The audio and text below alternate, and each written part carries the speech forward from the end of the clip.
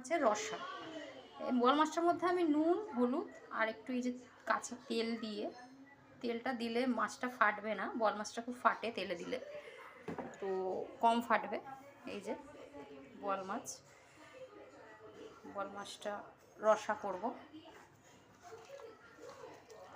বোয়াল মাছটা এই যে তেল, নুন, হলুদ দিয়ে আমি ভালো করে মাখিয়ে রেখে দেবো 10 মিনিট মতো। সঙ্গে থাকো, দেখতে থাকো। মাছের রসা করার জন্য আমি আলুগুলো এই যে এইভাবে গোট গোট করে কেটে নিয়েছি, ডুমো ডুমো করে আলুগুলো কেটে নিয়েছি।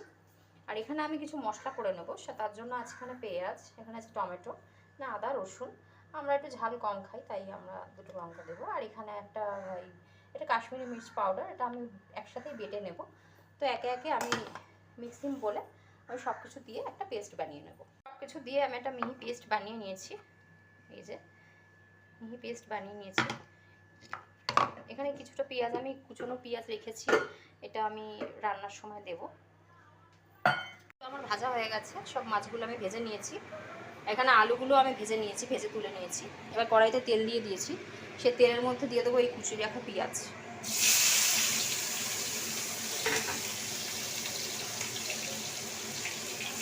কুচিয়ে রাখা পেঁয়াজটা দিয়ে দেবো। তারপর আমি দিয়ে দিচ্ছি এর মধ্যে পরিমাণ মতো নুন, হলুদ গুঁড়ো, নুন আমার আরেকটু লাগবে,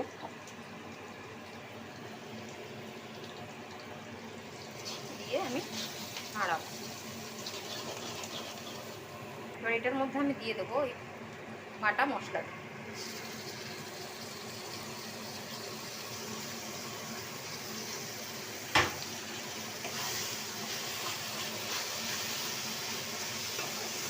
বাটা মশলাটা দিয়ে আমি একটু কষাবো যতক্ষণ না মশলাটা তেল ছাড়ে।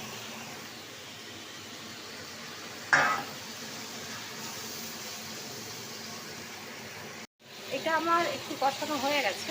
এবার আমি এর মধ্যে দিয়ে দেবো ভেজে রাখা আলুগুলো।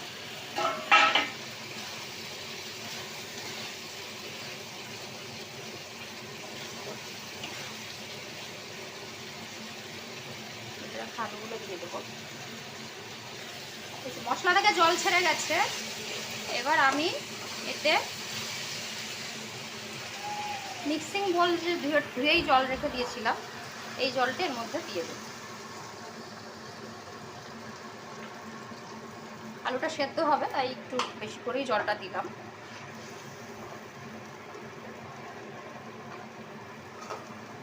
সেদ্ধ হোক, আসছে। ঝোলটা আমার হয়ে গেছে। এবারে নামানোর আগে একটু সামান্য আমি গরম মশলা গুঁড়ো দিয়ে দিলাম।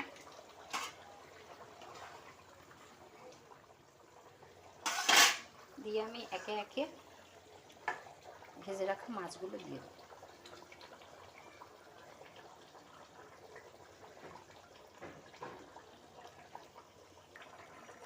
মাছগুলো দিয়ে আমি এই হাফ মিনিটের মতো একটু ফুটিয়ে নিয়েছি। আমার বোয়াল মাছের রসা তৈরি।